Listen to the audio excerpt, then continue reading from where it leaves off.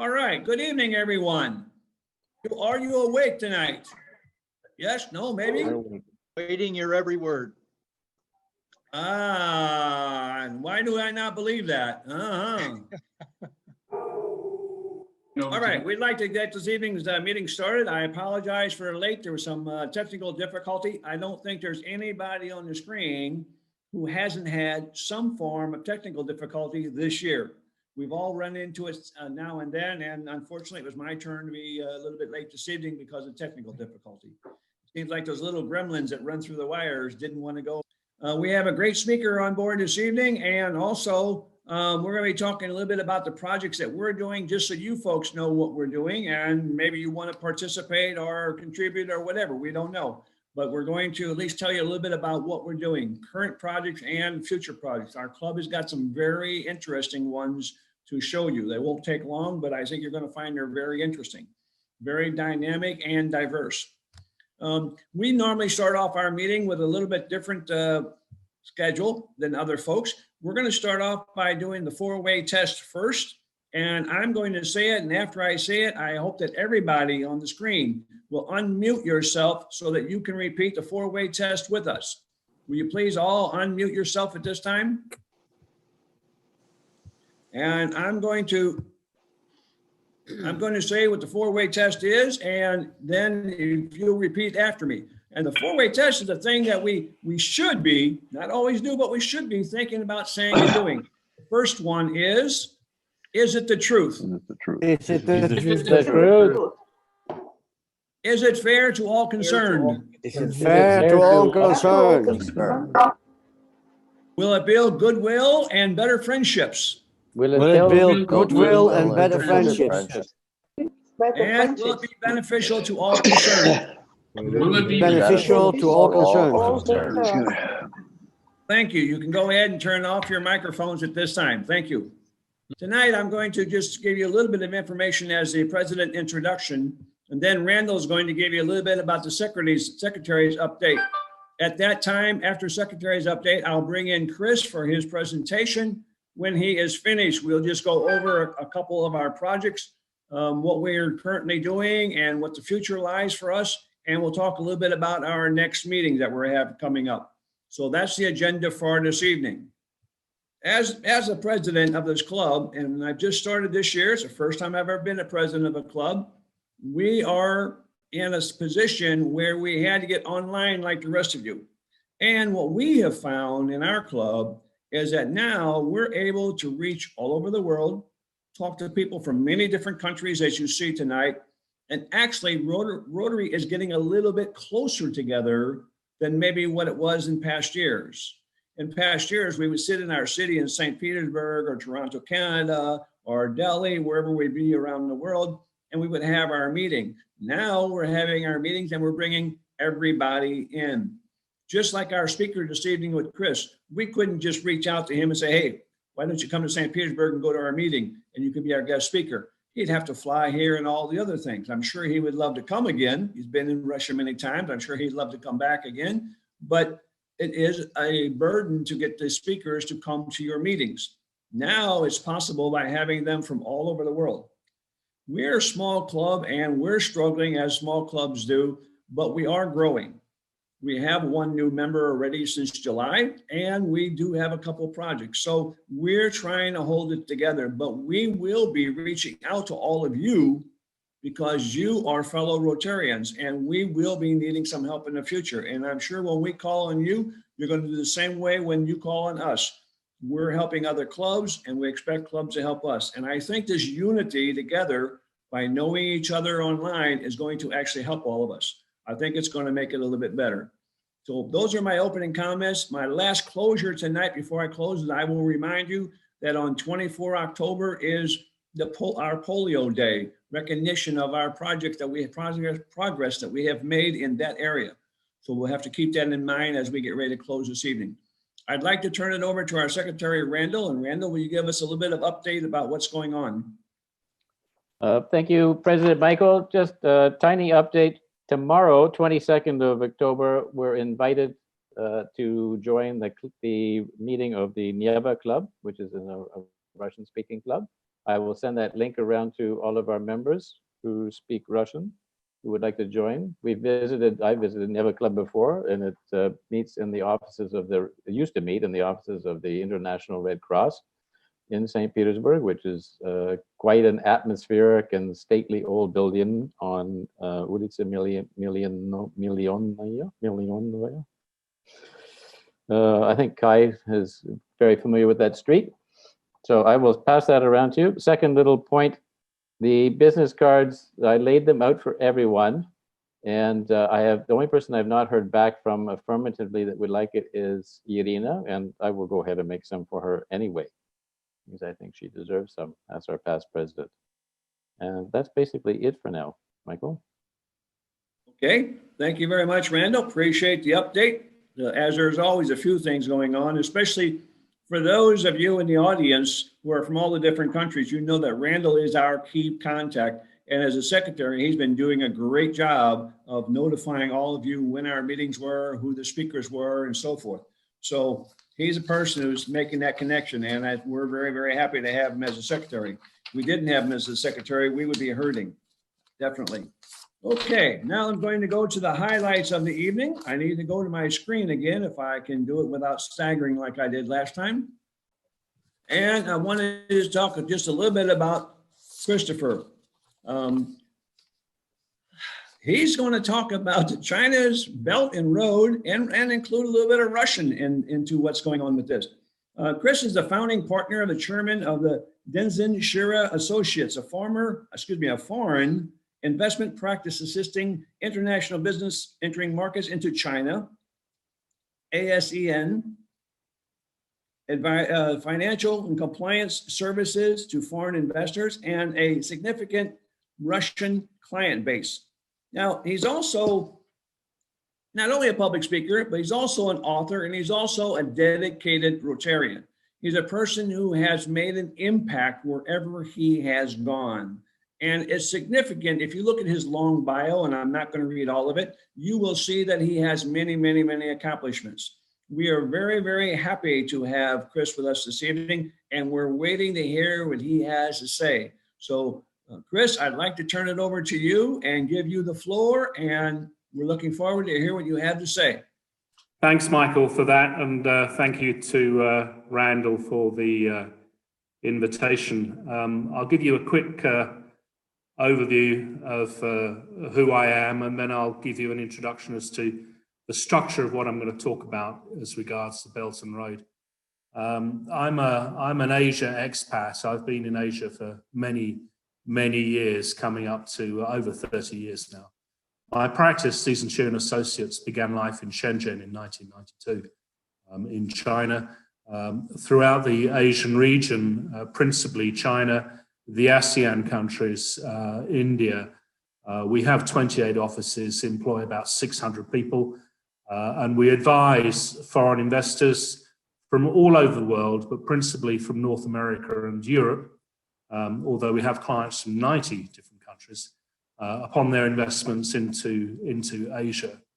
I've lived most of my time in China, Hong Kong, Shenzhen, Shanghai, and Beijing, for about 21 years before moving to establish our operations in India, where I lived for a little while. And in Russia, we do have a small Russian practice, which is mainly geared at looking after our Russian clients. I do have property in Saint Petersburg.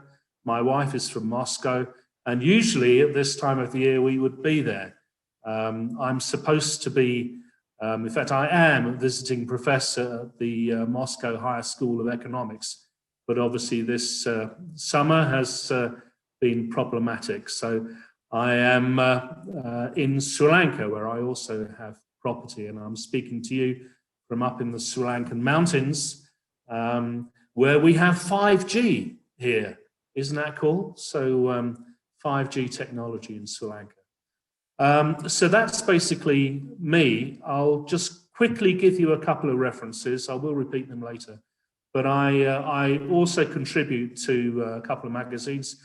Russia Briefing, which you can find online, russia-briefing.com, and Silk Road Briefing, all one word, .com. I'll refresh, I'll give you those addresses again. A lot of what I talk about, you'll find also on those websites, and they are updated on a constant basis. Today, with the Belt and Road Initiative, I'm going to give you a quick overview. I'm going to discuss a little bit the controversy about it. I'll go into some of the corporate dealings between Russia and China, the hard infrastructure that is being put in place between Russia and China and the rest of the Belt and Road Initiative, the soft infrastructure which is being developed, and where the opportunities perhaps lie. Just to recap, to begin with then, the Belt and Road Initiative that China introduced back in 2003, it's now 7 years old. 138 different countries and territories have signed up to this in the form of MOU. There's been some controversy about what those actually are. I've examined these because I've been involved with some of the structuring, the legal structuring of some of those documents. They are benign up to a point. Some of the terminology, and these MOU do vary on a case-by-case basis. The terminology can be construed to specifically encourage the foreign partner country to actively promote China's interests in the region.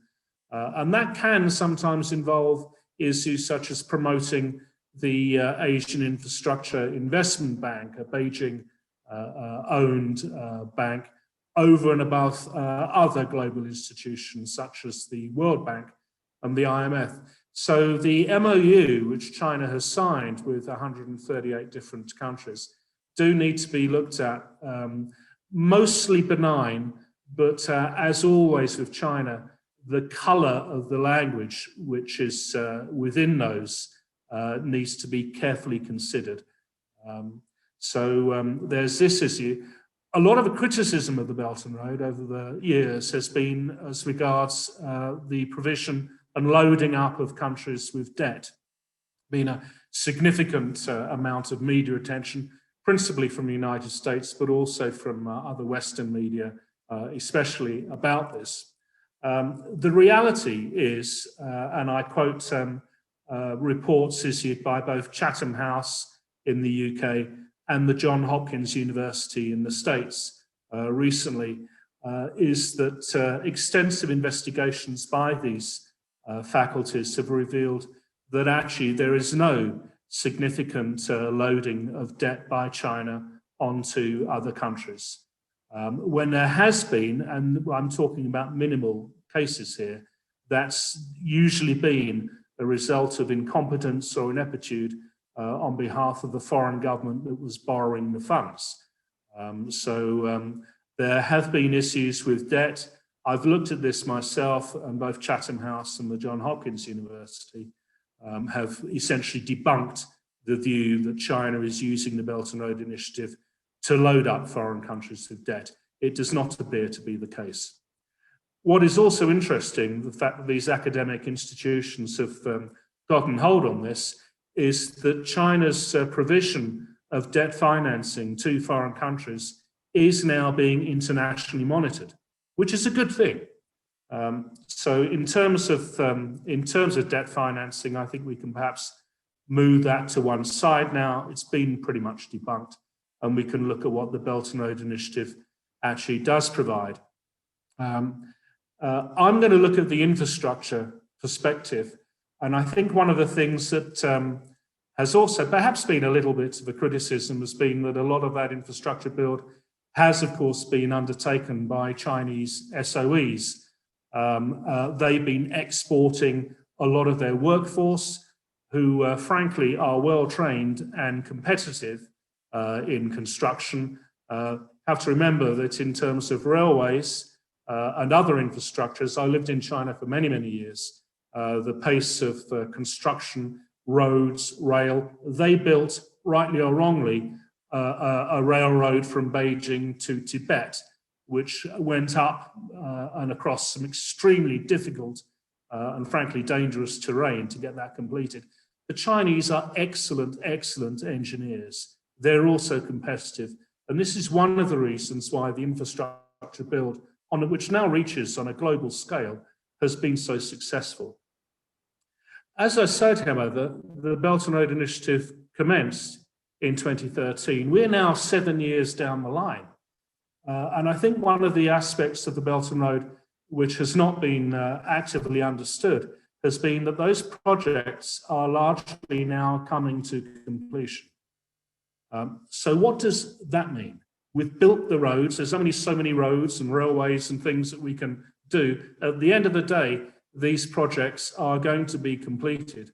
And we're entering now into a phase of the development of the Belt and Road Initiative where indeed this is the case. The infrastructure build is finishing. It's been completed. And actually, this is also where the opportunities lie. I'll come on to that in a second. But first of all, as regards Russia, let's have a look at the two of the major projects which Russia and China have come together. These are not projects which I think other or normal investors would participate in, except for the really big ticket multinationals, the true global NMCs. We have the Power of Siberia pipeline, which has been going on. We have the Mazegi coal mines. Both of these are mega projects and huge. The amount of money that Beijing has spent on the Power of Siberia pipeline to get that up and running. Phase 1 is already connected and supplying China with gas. Phases 2 and 3 are coming on stream. The total amount of money that China will have spent on developing this is somewhere in the region of about $168 billion by the time the project is fully completed. That is the largest single Belt and Road investment, bar none. It is also 4 times the amount of money that China has spent on securing energy supplies from Saudi Arabia. So the Power of Siberia project is really the big #1 project across the entire Belt and Road Initiative. It's online now and it's going to be developed further. The Mazegi coal mines, which are also come online, again being phased in, are again significant. I should point out, just to summarize these 2 mega projects, is that the Power of Siberia and the Mazegi coal mines will both provide China with energy for the next 30 to 40 years. Consequently, they are major sources of revenues for Russia. So in terms of the huge corporate multinational projects between China and Russia, those really are the big ones. But they don't really impact on our daily lives, unless, of course, we're a Chinese housewife in Shanghai turning on the gas. For us, we're going to see significant developments in the infrastructure, the hard infrastructure I'm going to discuss first, which is currently being built. We have the Eurasian high-speed rail. Last year, Russia approved funds to build the Moscow to Kazan section of that. Many of you will also know that Saint Petersburg to Moscow is already high-speed rail. The Moscow to Kazan section is now being worked on and I think is expected to be completed sometime around about 2024. There are plans to link that further across Russia to the borders of Kazakhstan and then connect that to China's own high-speed rail network. China's high-speed rail network extends from West China right the way across through to Beijing, Shanghai, and down to Hong Kong. So the significance of this is apparent. It will be possible to travel high speed from Russia to China. And I think the whole of that route is expected, all being well, to be completed sometime around about 2027. The opportunities lie for foreign investors not in the build, although there are Chinese, Russian railways and European companies such as BASF and other businesses which are involved in that sector are participating in the hardware. The opportunities lie for other foreign investors post-build. Once the line is there and the trains are running, passengers get on and off. And when you think about that line and the cities which it dots all the way through, those passengers and the people using it, which will be tourists as well as business people, freight and all sorts of those things, they are all going to need support services. Humans need things when they're riding on trains. And I think the opportunities lie for foreign investors indirectly getting involved with the Belt and Road by providing that stuff, everything from sanitary disinfectants to hamburgers to Coca-Cola or whatever it is that people need to have on a train journey of that size and all of the points in between. Those are where the opportunities are. Now, next year is a significant year in the history of Russia, because it is the 130th anniversary of when Nicholas, before he was Tsar, took his great tour. That great tour saw him travel from St. Petersburg down through Italy to Greece, across to Egypt, through the Suez Canal, over to India. He came to Ceylon, Sri Lanka, where I am now, where he spent, he liked it so much here, but he spent 3 weeks instead of the 1 week he was supposed to. He then left for Thailand. He made his way over to Vietnam, Singapore, Hong Kong, China, Japan, where he survived an assassination attempt before making his way back to Vladivostok, and then traveled overland Russia all the way back to St. Petersburg. That journey took him 12 months. Its 130th anniversary is next year. The reason I mention this is that a lot of that overland journey which he took from Vladivostok back to St. Petersburg is the exact same route which makes up or will coordinate with something called the Meridian Highway. This is the road version of the Eurasian high-speed rail. It will be possible to drive, in effect, from Tokyo to London across by road from Vladivostok all the way across Russia. In fact, it's already been done, and Aston Martin took this journey a few years ago. The Meridian Highway, the Russian part of this road, is essentially an upgrade for which Russia has committed $9 billion in improving the roads and the infrastructural links to that. It will also include Kazakhstan, China itself, and on the western side of Russia, it will exit through Belarus and into the EU. So the Meridian Highway, the road version, again, is going to be a significant hard infrastructure development. That was approved, the Russian section of that, to get that done, was approved, that build, $9 billion, the Duma spending on that. And again, that should be operational sometime, I would estimate, by about 2016. So some way to go, but it's on the way. There are other developments as well. The Arctic. The Chinese have a particular interest in the Northern Sea Passage, which opened up with the Arctic Ocean melting to some degree. It opens up the use of that route for tankers, gas, oil. The Yamal Peninsula up in the Arctic is a major gas field for Russia. India has had its first shipment of LNG gas from Yamal in Arctic Russia, arriving at Gujarat using the Northern Sea Passage last year. The Chinese are starting to do this as well. The route is increasingly becoming viable. Russia has responded to this by the creation of something called the Arctic Free Trade Zone. It was announced just recently. Murmansk is going to be the de facto capital city. That is the largest free trade zone in the world. And all the way along that northern coast, Russia, with Chinese finance, is upgrading and putting into place new ports, airports, and connecting those in some instances by rail.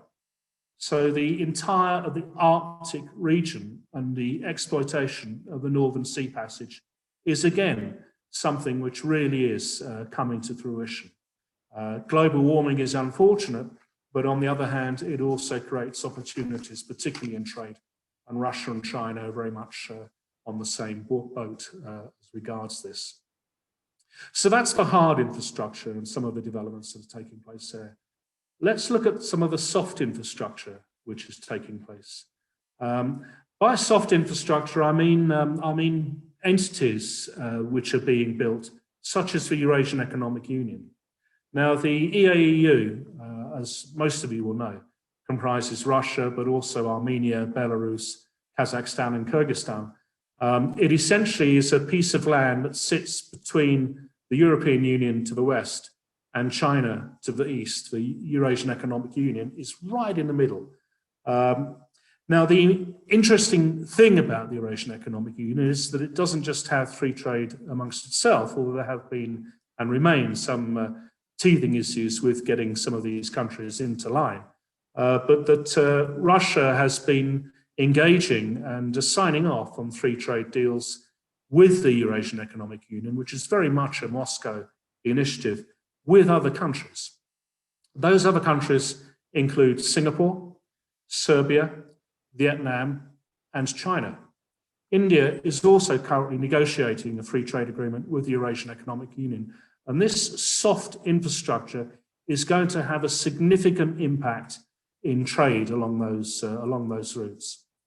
Now, the China Free Trade Agreement with the Eurasian Economic Union has been signed. It was signed off in 2018, but at present it is non-preferential. So what that means is that no tariffs have been introduced, no lower tariffs or reduction in tariffs have been introduced at this moment on any products traded between China and the Eurasian Economic Union under that agreement. But the key point is that they are negotiating that. And I've heard this firsthand from ambassadors and trade executives and ministers at last year's Far Eastern Economic Forum. So the development of a reduction in duties between Russia, the Eurasian Economic Union, and China is being negotiated. That is going to have a significant impact on multilateral trade, as well as the bilateral trade between China and Russia. To give an indication as to how this has panned out, the Eurasian Economic Union Free Trade Agreement with Vietnam, which was signed off just 3 years ago, has been a considerable success. Russian bilateral trade with Vietnam went from practically zero to $10 billion in 2 years.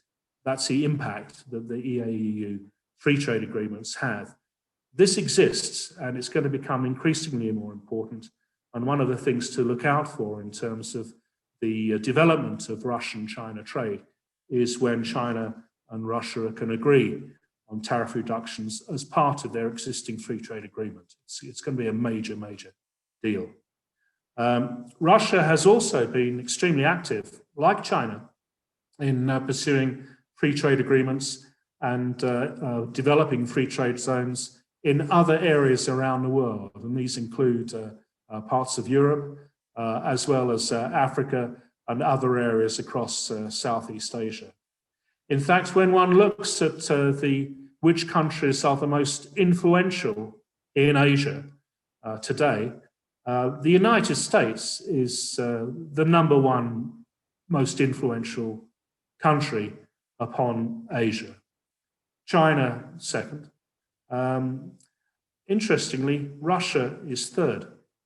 Now, when one takes the United States out of the picture, which to some extent, from a political and trade aspect, makes sense because of the political situation impinging on trade.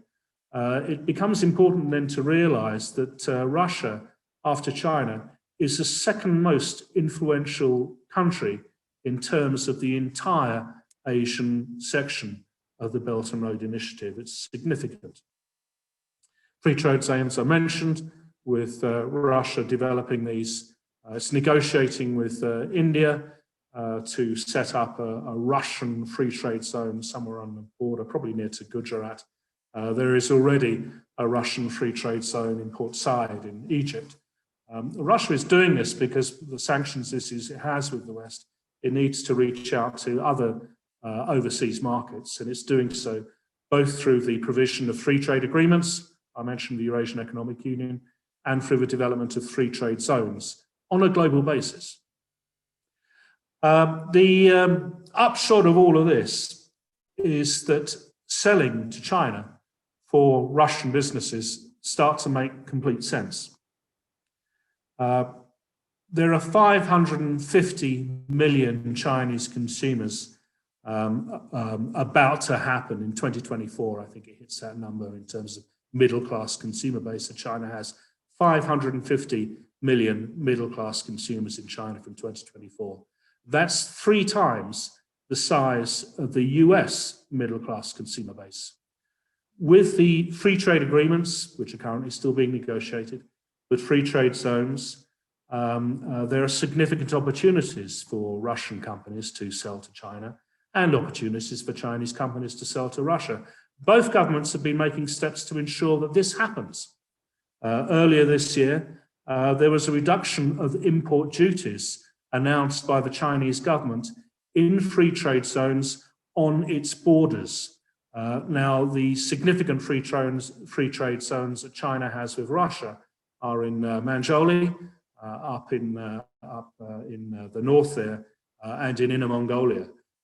So Russian companies wanting to import goods into China can use the Chinese free trade zones on the Chinese side and enjoy a reduction in duties on various tariffs. There has also been, China has been encouraging Russian trading companies to set up in China. It has recently announced a reduction of profits taxes that companies operating in China's free trade zones, as border free trade zones. Again, as I mentioned, these are in Inner Mongolia.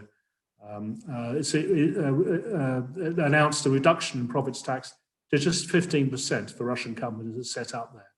So these become financially and economically extremely viable for Russian businesses to look at investing in China.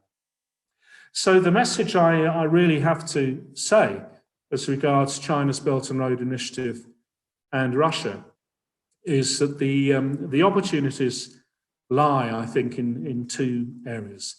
First of all, the ability to exploit the infrastructure which is coming to completion. As I said, railway stations and pit stops all the way along the high-speed express train route and the Meridian Highway. Passengers need to get out. They need to stay in motels. They need to walk about. They need to have refreshments. They need to refuel their cars. They need to buy goods. They need to buy presents. All of that stuff. There are opportunities for where foreign investors can participate in this. And it's particularly, I would suggest, the particular nodes of this are going to be where both road and rail intersect with each other and also intersect with Russia's massive inland water network. Where you get the road and the rail intersecting with each other, there's going to be significant opportunities. Those towns and cities are going to develop as regional trading hubs. The other opportunity, I think, is, as I just mentioned, the selling to China. China has been making tax incentives available to Russian companies on its border. And as I explained, the Eurasian Economic Union is currently in negotiations to reduce tariffs on goods traded between the Eurasian Economic Union countries, Russia and China. And when that happens, I think you're going to see a massive increase in bilateral trade between Russia and China. Bilateral trade last year between the two countries, incidentally, was up. It hit about $110 billion. It's about 5.6% down this year to date with the COVID issue. But nonetheless, I think that the fundamentals are in place to see a rapid and a significant increase in bilateral trade between the two countries. So that's, I think, what I've got to say. I'll mention those websites again before opening up the floor. Russia-briefing.com and silkroadbriefing.com. They are updated with several articles a week, and you can keep updated. They're free, which is pretty good considering I'm a lawyer. When was the last time you got something free from a lawyer? But they're free, and please feel free to use them. It's my pleasure. So that's what I've got to say. The floor is open to you.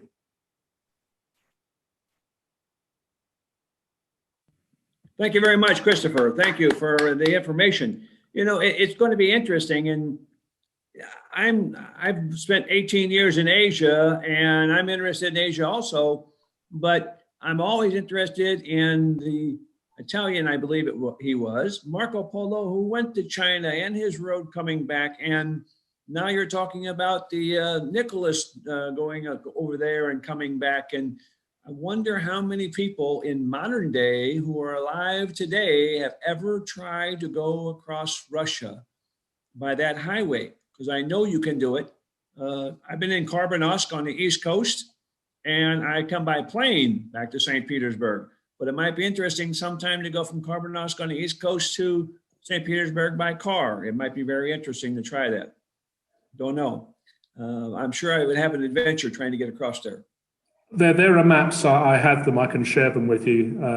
The cities which Nicholas visited, many of them erected monuments to that. He was, after all, about to become the Tsar. He became Tsar 2 years later.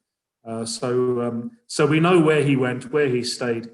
I've had a look at that and interspersed it where the roads are. And Nicholas, in his way, you're right, was a Russian version of Marco Polo on the Russian sense. I've worked in 47 different cities in Russia, all the way from the West Coast all the way to Karbanovsk on the East Coast. And it's always exciting to me. I normally go to these places by plane, but I would like to go to some of them by car or even maybe train in the future to see how it is. Okay, let's open up the floor to questions. I would ask that you please raise your hand if you have a question for Chris, and I'll let you chime in and ask your question. Anybody have a question for Chris? Yes, Howard, go right ahead, Howard. Unmute yourself and join us. Thank you, Michael. And thank you, Chris, for that overview of the, I think, largely energy infrastructure that's developing in not only Russia, but China. I'm wondering that maybe I'm asking you if you might know of any photovoltaics or other alternative non-fossil energy sources that they're maybe trying to build in either Russia or China to escape the trap that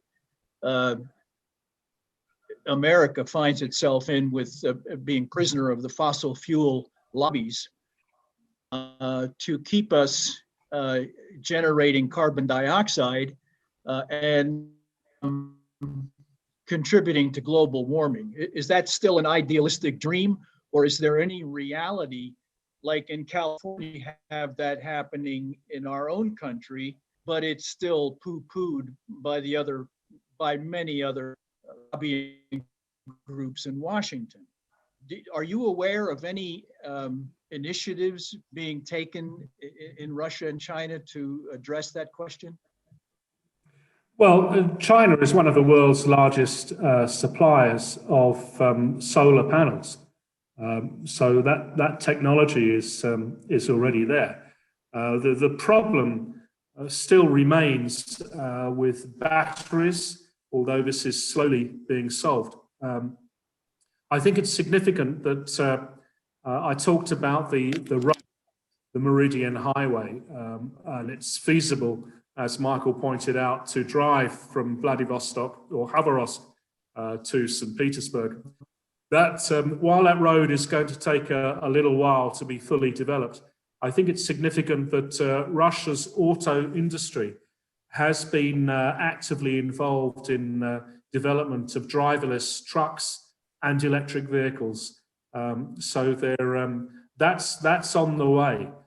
I don't think we're quite there yet, but it's definitely a new technology which is becoming available and will only become increasingly available in coming years.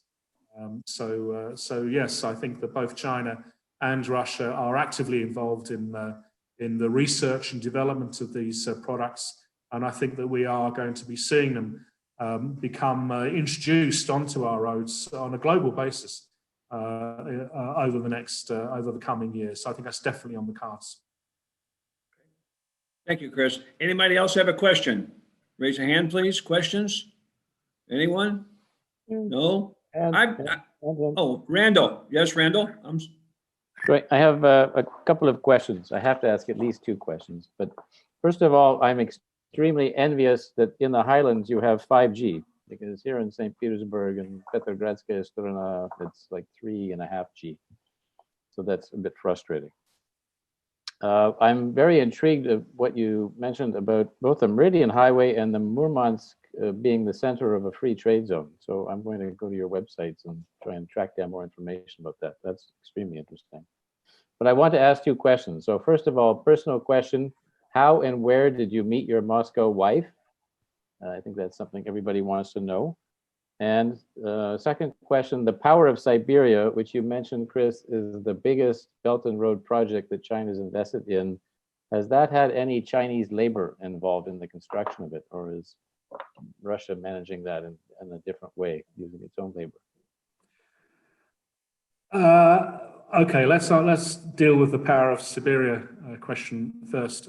Yes, there's been Chinese labor involved with that, but I think only at the senior end. The construction workers, the guys actually doing the digging and what have you, are the typical, let's say, Soviet regime collection of individuals from the various stands. So they're often deployed right across Russia. Major source of income, of course, for countries such as Uzbekistan, Tajikistan, and to some extent Kazakhstan, of course, and the others, in terms of sending that money back home. So a lot of the laborers actually, although they may not be Russian, are certainly within the Russian sphere and are managed and controlled and directed by Russian managers. The Chinese are also, of course, involved. They also had their own technological expertise, but again at a higher level. So what you're not seeing is thousands of Chinese workers coming into Russia to do this. That's not really the case. It is enough. It does export its labour because there either isn't enough labour available, which is the case in Sri Lanka, or the labour force is somewhat undisciplined and ill-educated, as is the case in Africa. So that's the answer to that question. As regards how I met Tanya, we met at the Metropole Hotel. I was staying there on a business trip, and here's an interesting tip. If you're going to Bolshoi Ballet and you need somewhere to park, because parking a car all around that area is terrible and expensive, the Metropole Hotel, if you park your car there, as long as you have a receipt to show that you've bought something, in Tanya's case, a cup of tea, you can park in the Metropole car park for free, as long as you show you've consumed something. So Tanya had been to the Bolshoi and had parked her car. Her dacha is a 90-minute drive on a good day. north of Moscow. So she'd parked a car and had come into the hotel to have a cup of tea just at the same time that I was started to get hungry and wanted to have dinner at the Sava restaurant. So I saw this rather beautiful, large, blue-eyed girl sitting down, obviously alone, and I asked if I could sit down and join her. She graciously said yes.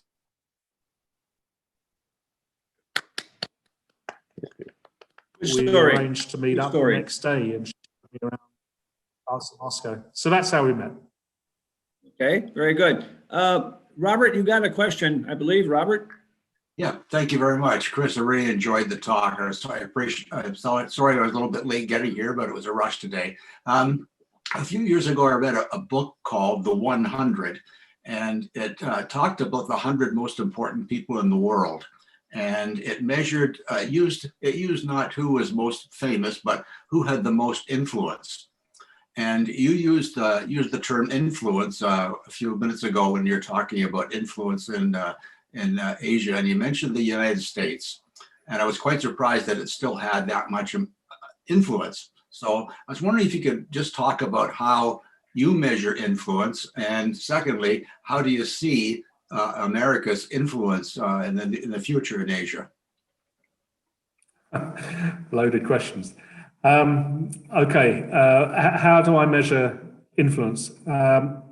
Actually, the quote I made to you is based upon an article which I published a couple of days ago. You'll find it on Silk Road Briefing, so have a look at that. That article is based upon a report which was also very recently published just at the end of last week by Australia's Lowy Institute, very famous research institute. And they based, I took some of their findings and attached it to the Belt and Road, so I extrapolated some of their data. In terms of influence, the Lowy Institute used, I think, 6 major categories, and I can't remember what they all were, but there was military was a big one, finance, trade, diplomacy, all those things, to get the full list. And I think they also subdivided those 6 influential categories into 128 subdivisions. To have a look at how that came about, you need to go to the article which I wrote on Silk Road Briefing. It's called, I think, the Belt and Road Initiative's Most Influential Nations, or something like that. It also has a link to the Lowy Institute's own report. So have a look for that. So I'm going to slightly fudge that question because I can't remember everything, and direct you to the article on Silk Road Briefing. As regards the United States' influence in Asia, the Lowy Institute found that it had declined significantly over the past year as a result of trade practices, political differences, and other disagreements. So its findings, and I think the international media kind of picked up that the headlines from the Lowy Institute's report was that the US had been diminished in the last year since their previous report. In terms of the future, I'm not going to commit to that, and I don't think it would be wise to when we're so close to what is going to be an influential election in just a couple of weeks. I think we need to see what the results of that would be before we start looking into any crystal balls. So I'm going to defer my answer to that, and we could discuss it after November the 3rd. Thank you, sir. Much appreciated. Okay, one more. We'll take 2 more. Romney, you're from the Middle East. What do you got from UAE? What's your question? There is one interesting point actually mentioned by Chris. Most of the projects that are between Russia and China tend to have a certain financing structure, which is quite interesting for me. I come from a banking background. So I noticed that most of the projects that are being held, you said that in the Arctic, China, on top of that, is financing. So whenever it does a project, it does the financing, it lends to them. So How come it's always like that? It's as if they pay for their own development of Russia. Could you like, what are your thoughts on that? Thank you. Okay, thanks, good question. Actually, there's many different ways in which financing is structured. China lends money to its own state-owned enterprises to get involved with Belt and Road projects. It tries to keep that quiet because that doesn't fit in with WTO obligations, as I'm sure you're aware, but it does. China also has many financial institutions to look at. It's also such as the Asian Infrastructure Investment Bank, the AIIB, of which it is the majority shareholder, which was specifically designed in part to fund or help fund Belt and Road projects. China is also, of course, a shareholder in the Asian Development Bank and many other institutions. So is Russia. Both countries have their sovereign wealth funds. The RDIF, Russia's version of that, is also active. Both countries also have set up typically billion-dollar funds to get involved in particular regions. There is one, I forget the actual name of it, but the RDIF are a shareholder for the Greater Bay Area, promoting joint Russian-Chinese investments into that region, which links Hong Kong, Shenzhen, and Guangzhou, the so-called Greater Bay Area. So the answer to your question is that there isn't really an answer because it very much depends upon the individual projects and the way in which banks and the governments concerned wish to finance them. They have a whole array of financial vehicles. Both Russia and China are powerful financial countries. They have a vast array of ways in which they can do this. So I think it tends to become project specific. In terms of, it can also be politically specific, but what I will mention is this. China prefers to lend on a government-to-government basis rather than a government-to-business basis, because the terms of those deals can then be kept fairly quiet. When China does lend overseas, it prefers, and it's not going to do that to government, it prefers to do it with other countries' own state-owned enterprises for the same reason. China is very wary of getting involved in financing and direct financing with foreign multinationals because they have to be so open and transparent that it becomes very difficult politically. What I want to say, I don't want to say that they're trying to avoid naughtiness because there are other issues. They're trying to avoid red tape, bureaucracy, and exposure to negative media is also part of the reasons why they don't particularly like to provide financing to publicly or privately accountable enterprises. So there are some caveats there. So again, a wide answer to a very wide-ranging question, I have to say, but a good one. Thank you very much. Okay. Walter, you had the next question? Yes, please. Thank you very much, President Michael. Thank you very much, Chris, for your interesting topic on the fantastic opportunities. But as we all know, with all opportunities, there also lie challenges. And this, you just started focusing on this by answering Ramid's question. So I have two questions for you, please, if I may.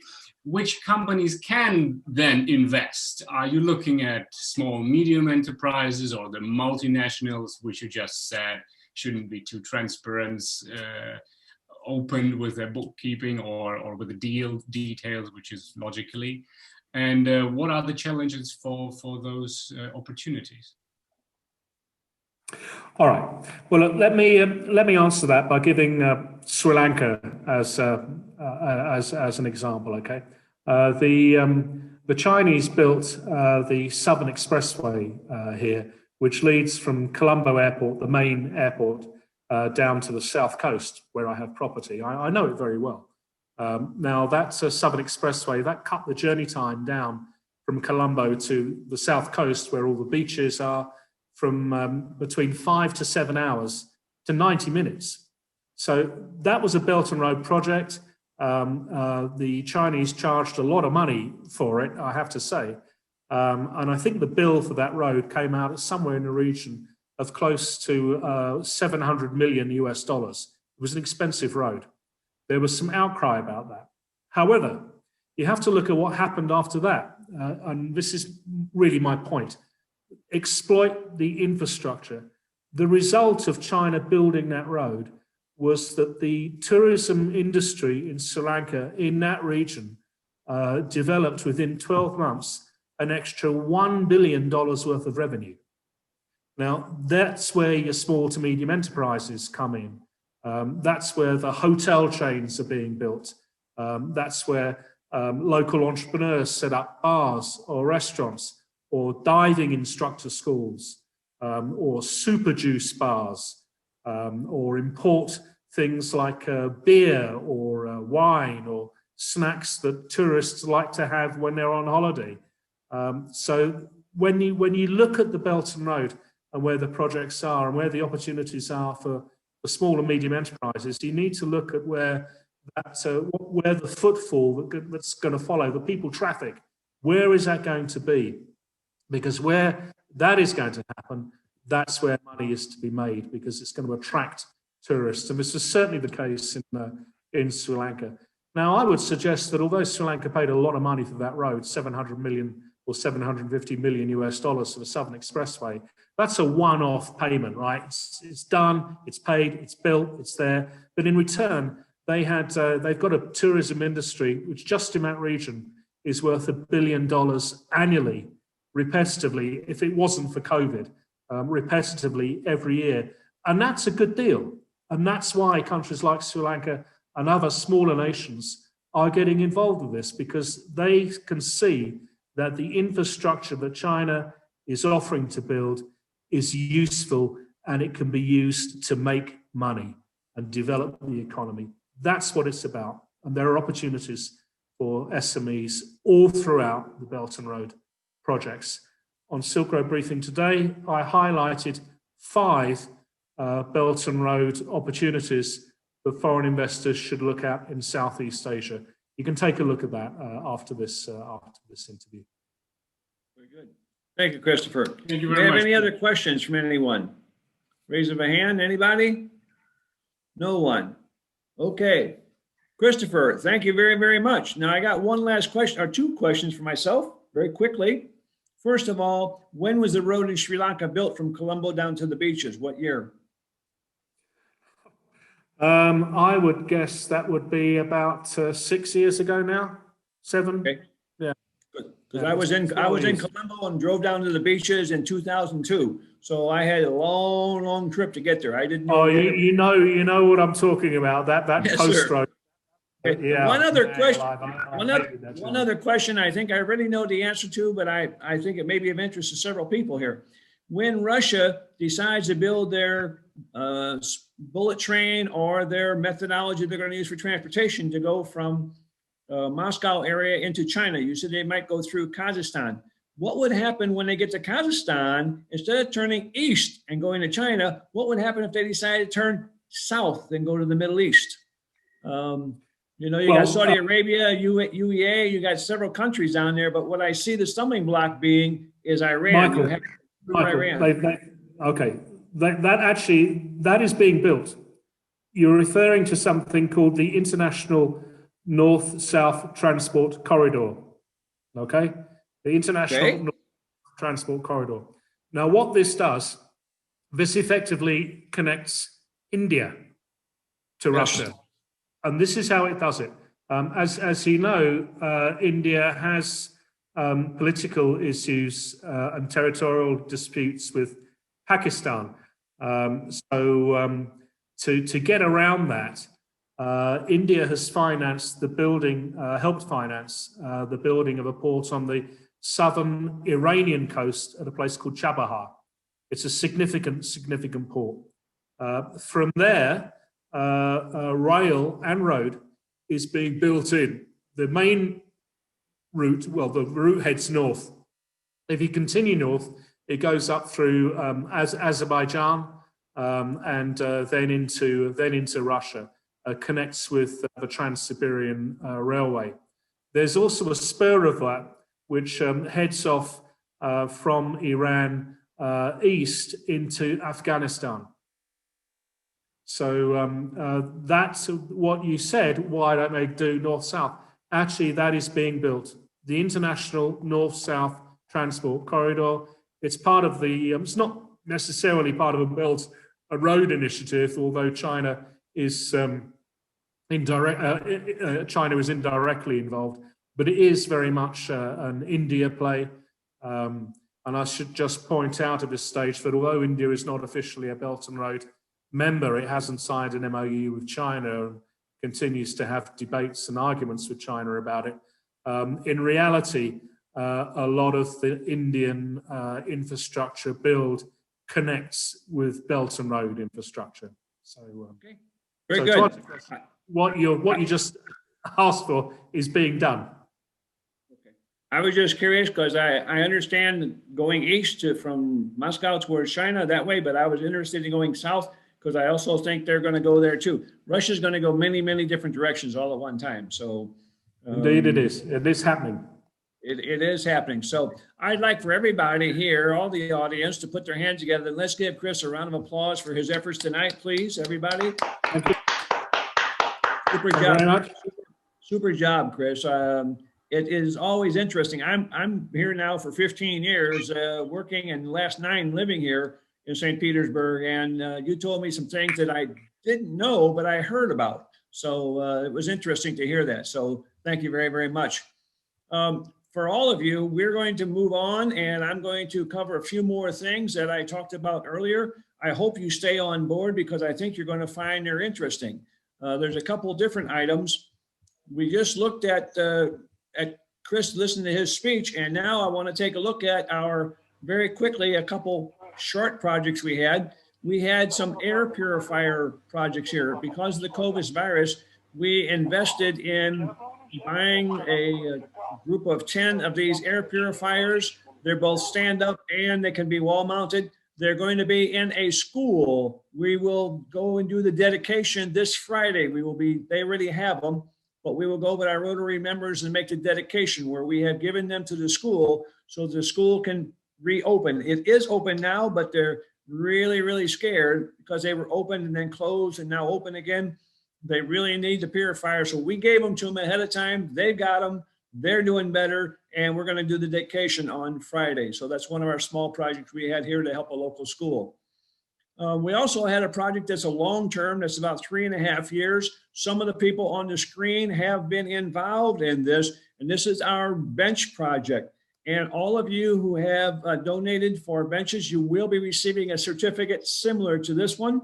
Randall, our secretary, he contributed significantly for a bench in his father's name, and so he's going to be getting this. You all will be getting a certificate from us talking about the fact that you donated to help the St. Petersburg area with the garden at the Hermitage. This is what the benches look like. 3 people can sit in this comfortably, and I wanted to show the center portion a little bit closer. This is what the center looks like. They have all of you, for all the people who bought the benches or helped sponsor the benches, they have the Rotary International logo, and then they have your name cut out in the bottom. So it cannot be erased or anything else. It is actually cut out. So we're going to take pictures of all the benches. There's 18 of them. Put the benches along with their certificates, and we will be forwarding those to you electronically. Our target date to get that done is the 28th. So I'd like to get it by the end of the month. Before 1 November, I hope that you will get both your certificate and get a picture of your club or your individual bench that you sponsored. For Chris, you may not know about this, but Chris, we were able to go to the Hermitage, #1 tourist site in St. Peter's for sure. They have a fountain with benches. They allowed us to we take out the old benches and put in 18 benches with the Rotary logo around the fountain at the Hermitage. 1.5 million people come through that normally or more each year as tourists. They sit on the benches, they walk by it, they're going to see the Rotary logo, International Rotary logo, right in front of the Hermitage. So we were very, very lucky to get this placement. So it's a project that's almost finished. We're about 90% done and almost ready to move on. This is a project that we've been asked to join into, and we are going to contribute significantly to this project. It's been going on for a number of years. It's out of the Rotary Club of Shanghai. They have a Gift of Life program. And in this Gift of Life program, they are helping people, they're helping people, let me get my slide here. I got the wrong slide, 1 second. They're helping people because of congenital heart disease. They're helping people that have got holes in their hearts. They're working with children. And what they have done is they have found that in China, there is a large number of children each year that are born who have this problem with their heart, with holes in them. And they are actually sponsoring the surgery for these children to go through and then have the operation. They've been doing it for a number of years, and they've done several grants, global grants. They've also taken local contributions. They've put a lot into this, and now they're on their next grant that they're doing, and they're asking clubs from all over the world to contribute. We're going to contribute, and we got a couple sister clubs that we're talking to who are also going to contribute. So they're looking to do this, and we want to help them because we feel that this is a very critical item that we can get into to help our club have an impact around the world. And that's what Rotary is all about. Rotary is about you as an individual and you as a club having impact around the globe. And this is a great place where you can make a contribution to this Gift of Life program. If you're interested in more information, we have got a full presentation on this. If you contact us, we'll be happy to send you the presentation. It's on a PDF file. It's easy to download, and it gives examples of children who've gone through it, what the costs were, all those different types of things are in it. Very, very interesting, and I think you would like it if you take a look at it. Your club or you as an individual may want to contribute to it. Here locally, just this week, just 2 days ago, we went to what was called before the Romanov Center. The name has changed. And this is a center where the children with cerebral palsy are going to. Children whose bone disease is not formed correctly, and they need to have some support, some structure. They're getting special made shoes, and they're getting a lot of therapy from these people. So this is some of our Toastmasters who went there, talked to their director, and they have people from all over the world. I'm going to show you a very short video. It's only about 4 minutes long, so it won't take long. But I'd like to show you this because I think you're going to find that this is interesting, and this is going to be one of our projects. So this is what we're going to be working on in the very near future. They have an interesting board that I saw there, and it was in the video, but I'm sure you didn't catch it. They have a board of what they call their 100-day heroes. They have children who come there and stay 3 months, a little bit longer. And when they arrive, their parents carry them in their arms. And in order to make this 100-day hero board, you have to be able to walk out. So they're carried in by their parents and they walk out. They're going to get 5 days a week. They're going to get therapy, 3 hours each day, 60 sessions during this 100 days. And they go through not only the body, but also speech therapy and other things to help these children. So it's amazing to watch them. I mean, I'll send you the link for the video, but you can, when you watch it, you will see their growth and you will see how they change and how they develop.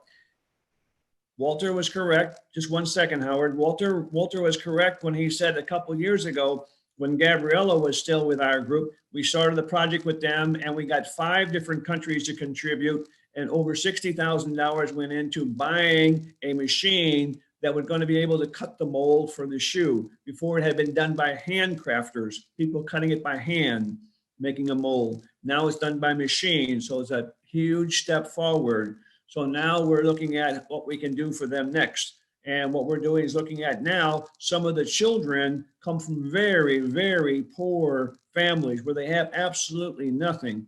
We had one that we saw the other day where a young girl, her mother was her only source because her father left when he found out he had a crippled child. That was just a mother and child. The mother had a very low paying job, could not really afford it. So it's actually very beneficial to help some of the individuals.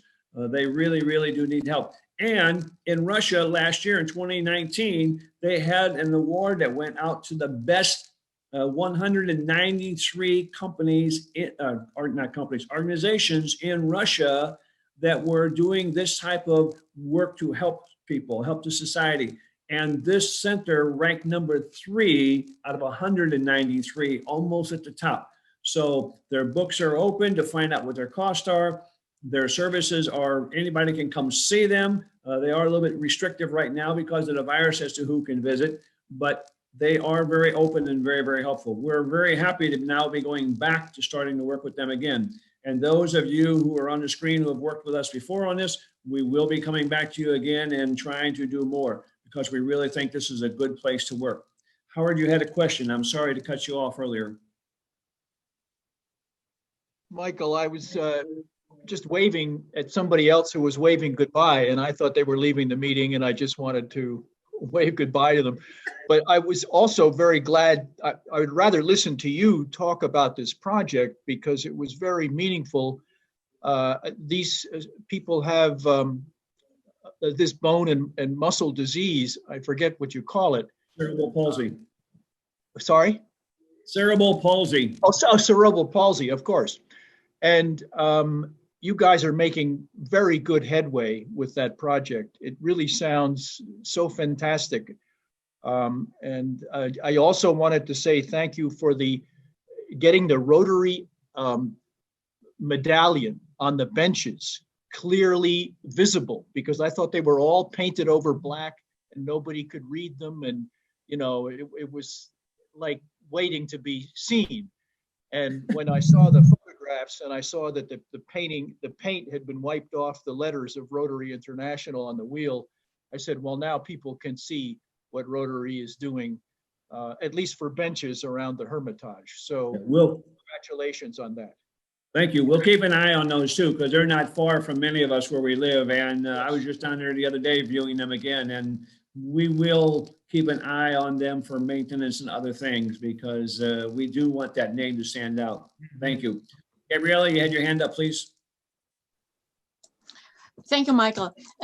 Some words about the rehabilitation center. There are 2 ways of promoting it and of helping. The first one is sponsoring, so a certain amount of money.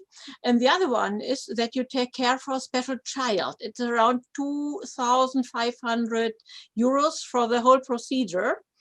And when you have a concrete child, so you also can follow and you know more concretely what is going on.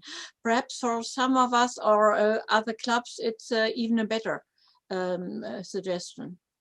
That's absolutely true. We were a little bit shocked when our finance manager for our Rotary Club here, Andres, was with us, and we took the numbers they gave us and we went back and we looked at them and we said, you know, this is very surprising because we thought the numbers were going to be higher, and we actually were surprised by how low it was, the cost that they have open books. Their people can come and go through their books and find their finances and so forth, but it's a very reasonable price. I have just put into the chat the YouTube link for the video on that center. I'll be sending it out in just a moment. When I stop talking here, I'll hit the send button and get that out.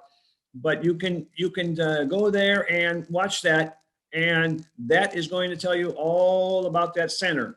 And if you're interested in it at all, contact us by going through us. We can be your liaison here and add your contributions, your submissions if you want to help to what we're already doing.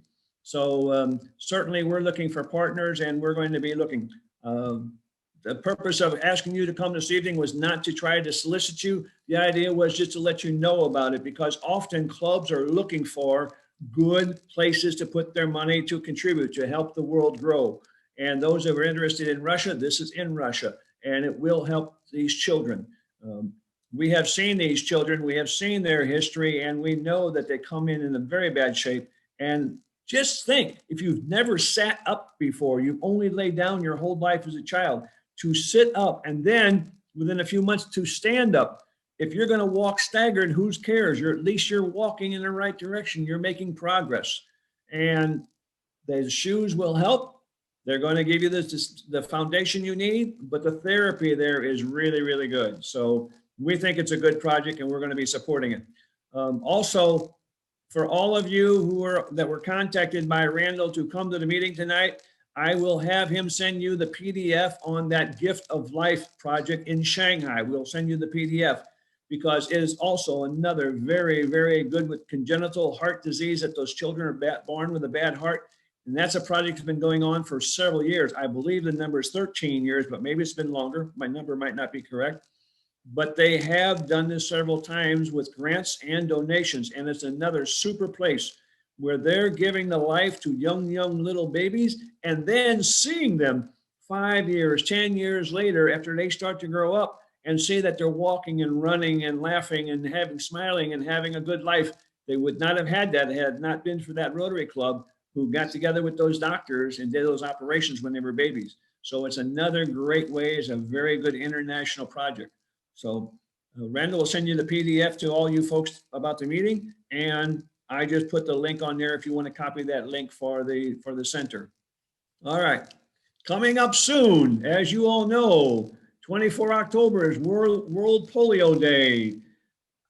There is no project in Rotary that is more famous around the world than our polio project. The fact that it was started, that it has been growing and growing and growing, and now it is almost finished. I just saw a poster the other day with Bill Gates and a couple other actors, whatever, and they held their fingers like that far apart. And what they were saying, they're saying, we are this close to being complete, almost there. We are almost 100%. We are getting very, very close. So World Polio Day is on the 24th. I'm sure that Rotary will have more announcements, more things going out about it, but I just want to remind you as Rotarians about that date. Next week on 28 October, Natalie Verdi, who is living in Beaverton, Oregon, is going to be our guest speaker, and she's going to be talking about peace poles. Again, this is another international project where people are putting up poles around the world with languages on the sides of them. You got 4 sides to the pole. They put 2 languages or 4 languages on the pole, and these are peace poles, just to let people know that there are people in the world who are trying to promote peace around the world. And she will be explaining all about this project because for some people, this project is a little bit confusing and they're asking several questions that I can't answer. So we have invited her to come on board next week. She'll be here on the 28th and she's going to talk to us all about peace poles. So if you've heard it mentioned and you're not sure what it is, you can tune in with us on the 28th and you can hear about it from Natalie. All right. We're almost to the end. Comments, questions, anything from anyone in the audience? Anybody have a question or comment? Raise your hand. Anyone? Yes, Andre. Yes, thank you, Michael. I just want to confirm our Friday's meeting at the school to do the ceremony of the handover of the air purifying systems. Yes, Friday at 2 o'clock, we're going to go to the school. Right. They've already got the air purifiers. We're going to go there and give them the certificate, take the pictures and do the formal handover from us to them. So they'll have those on board and they're already there in the classroom. So already being used. So that's very, very good. That's they're headed in the right direction. That's Friday, this coming Friday. Any other questions? Kai, how you doing in Moscow? Okay. Yes, Michael, thank you very much. Doing okay.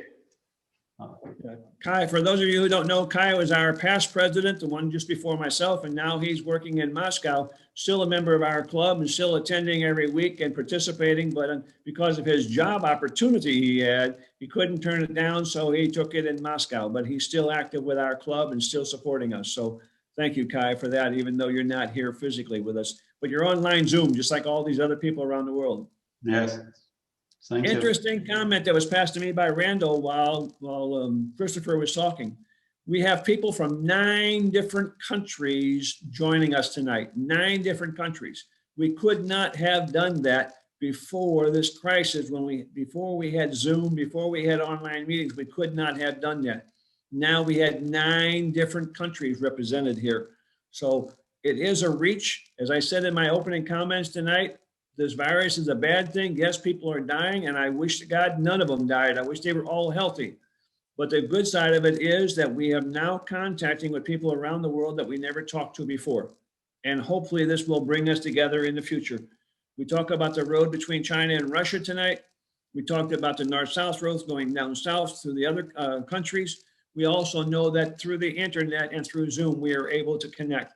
We need to stay connected. And I don't know what your ideas are, but my idea is that we, even if in January or February, when we can all meet and do our thing together, we're still going to have some Zoom meetings for our club this year while I'm president, because I still want the international audience to attend. I still want to contact all of you people, and we will join your meetings also.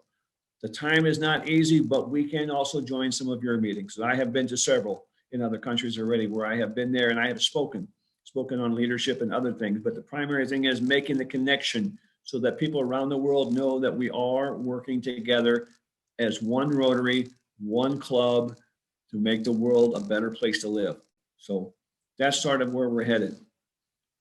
We're past our hour and a half. We're working on an hour 45. It's about time for us to shut down and go home. Well, for us, we're going to go to bed shortly.